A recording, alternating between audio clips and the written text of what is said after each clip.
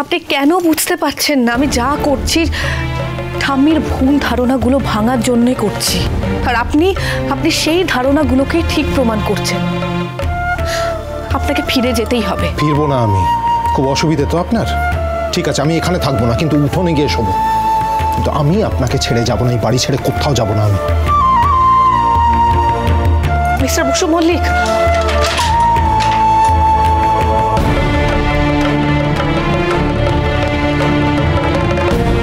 ওনাকে কিভাবে বোঝাবো? উনি যদি আমার পাশে থাকেন তাহলে ঠাম্মি রাগ করবেন। ওনার রাগ না জানি কোন ভুল পথে ওনাকে চালনা করবেন, পথ আরো কঠিন করবে।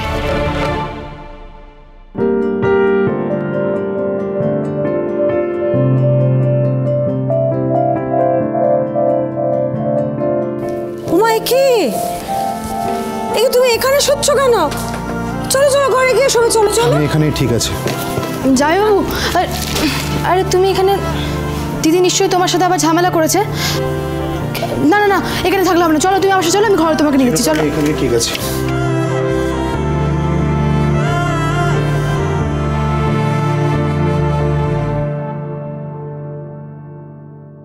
এসব কি করছিস তুই বলতো? ছেলেটা তোর জন্য সবাইকে ছেড়ে, বাড়ি ঘর দৌড় ছেড়ে চলে এলো, তুই তার উপর এতটা কঠোর হচ্ছিস কেন? মা, আমি যা করছি ওনার ভালোর জন্য করছি, যাতে উনি এই বাড়ি ছেড়ে চলে যান। মানে? কিন্তু কেন কেন চাইছিস ছেলেটা বাড়ি থেকে চলে যাক? যাতে ঠাম্মি ওনাকে ক্ষমা করে দেন। আমি চাই না আমার জন্য ওনার বড় কোনো ক্ষতি হয়ে যাক। মা, এটাও কি এক রকমের ভালোবাসা, যার জন্য সব কিছু ত্যাগ করা যায়? দুজনেই দুজনের ভালোর জন্য জেদ ধরে বসে আছে। আচ্ছা, এরকম ভালোবাসা কি আমার জীবনেও কোনোদিন আসবে?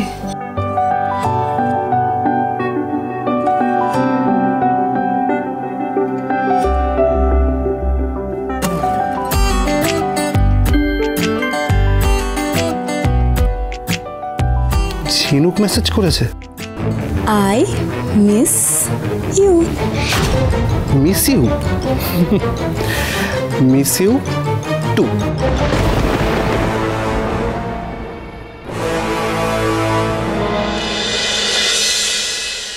চুপ করে তুই কেন ছিলি শুধুই মনে বেঁধে রেখে চুপ কথা,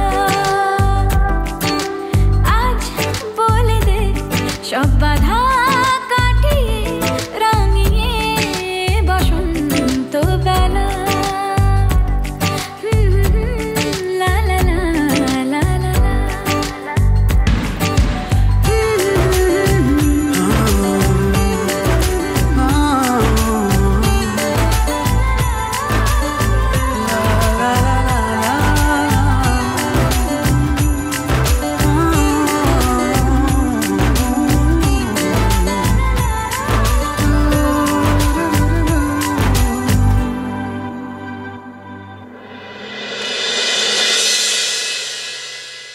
কি যা শুনেছ ঠিকই শুনেছ। কাল তোমার আর তিয়াশার আশীর্বাদ আর আংটি বদলের অনুষ্ঠান হবে। কিন্তু ঠাম্মি, আমি তিয়াশাকে ঠিক করে চিনি না, না আমি তাকে ভালোবাসি। আমি কি করে তাকে? ঠাম্মির উপর কথা বললে না, তোমাকে টেনে এক থাপ্পড় মারবো। কিন্তু বাবা, তুমি আমাকে তোমার জেঠু পাওনি যে সব বেয়াদবি ছেলের আমি সহ্য করব, এই বিয়েটা তোমায় করতে হবে। না বাবা, আমি একজনকে ভালোবাসি।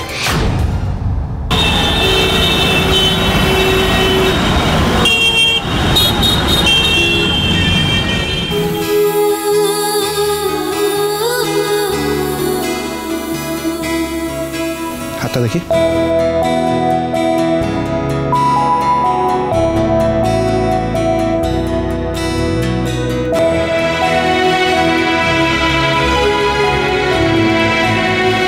কিরে, তুই দাঁড়িয়ে আছিস কেন?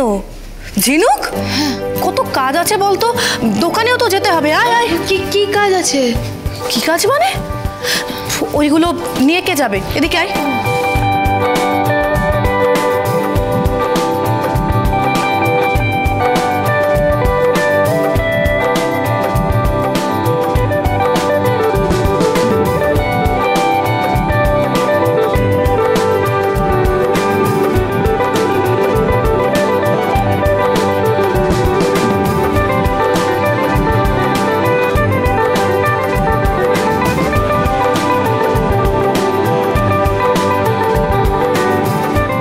দিদিভাই শুধু শুধু নাচ জামাইয়ের ওপর রাগ করে আছে। তাই না তাই, আমার জামাইয়ের কিন্তু জুড়ি মেলা ভার, তাই না?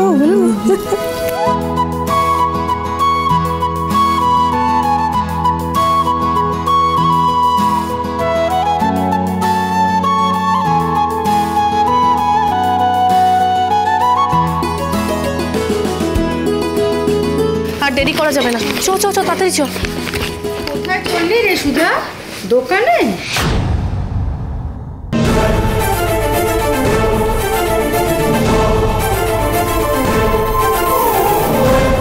সুধা দিয়ে আবার কি গোল পাকালো? এই তোমরা ভেতরে এসো।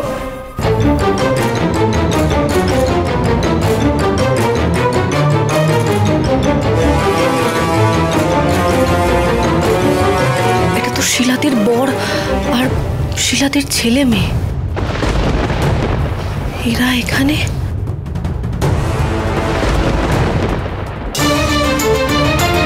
কি বললে? ভালোবাসার কি বোঝো তুমি? ভালোবাসা? বলছিলাম কি, ছেলেটার কথা একটু। আমি আমার ছেলের সঙ্গে কথা বলছি আর এর মধ্যে কারো নাক গলানো আমি পছন্দ করি না। এখন তো আমার সন্দেহ হচ্ছে তুমি আমার ছেলে তো। বাবা, তুমি কি মাথাটা খারাপ হয়ে গেছে? কি বলছো এসব? আপনি এই সমস্ত কি কথা বলছেন? ঠিক মতন শিক্ষা পেলে এই কথাগুলো আমার সামনে দাঁড়িয়ে তুমি বলতে পারতে না। এ মাথাটা কে খাচ্ছে তোমার? তুমি? বাবা বাবা, ছাড়ো ছাড়ো ছাড়ো, মায়ের কোনো দোষ নেই।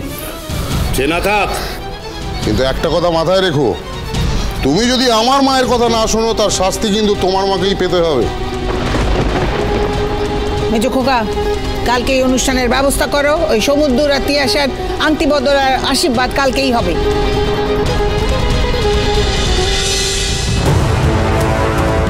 তোমরা হঠাৎ এখানে? হঠাৎ মানে? হ্যাঁ, আপনি কি ভেবেছিলেন যে আমার বউকে এখানে করে বেঁধে ছেদে করে লুকিয়ে রেখে দেবেন আর আমি কিছুই বুঝতে পারবো না? শিলাদি এখন আপনার নয়, অমলদার স্ত্রী। কেন? আমি কি কচি খুকি যে বৌমুনি আমাকে এখানে আটকে রাখবে? আমি নিজের ইচ্ছা এখানে এসেছি, আর তোমার আমাদের ব্যাপারে নাক গলানোর কিন্তু কোনো অধিকার নেই। 100 বার আছে। অমলের সাথে তোর বিয়েটা একটা ভাঁওতাবাজি, আমি এগুলো মানি না। তোমার মানায় না মানাতে আমাদের কিন্তু কিচ্ছু যায় আসে না। বৌমুনি, আঁশবড়িটা দাও তো, আজ তোমাকে আমি ভালো করে বোঝাবো কোনটা ভাওতাবাজি আর কোনটা নয়। দেখুন দেখুন দেখুন, এই যে আপনাদের পাড়ার মেয়ে, এই ডিভোর্সি বলে ওর শ্বশুর বাড়ি থেকে ওকে বের করে দিয়েছিল, আর এখন ও কি করেছে, আমার এই সোজা সরল নিষ্পাপ বউটার পুরো চিবিয়ে চিবিয়ে মাথাটা খেয়েছে। তোমার এত বাড়াবাড়ি কিন্তু আমার ভালো লাগছে না মা। আমরা শেষবারের মতন বলছি, চুপচাপ আমাদের সাথে ফিরে চলো, নইলে আজ তোর একদিন কি আমার একদিন। আয় না, শিলাদি কোথাও যাবে না।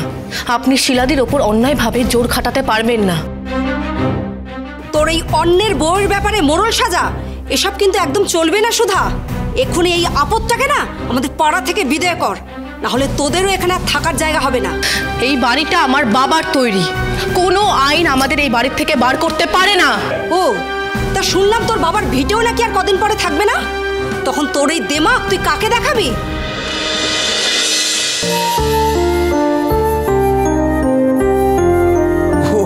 ওই তো ম্যাডাম এসে গেছে। নমস্কার ম্যাডাম। নমস্কার।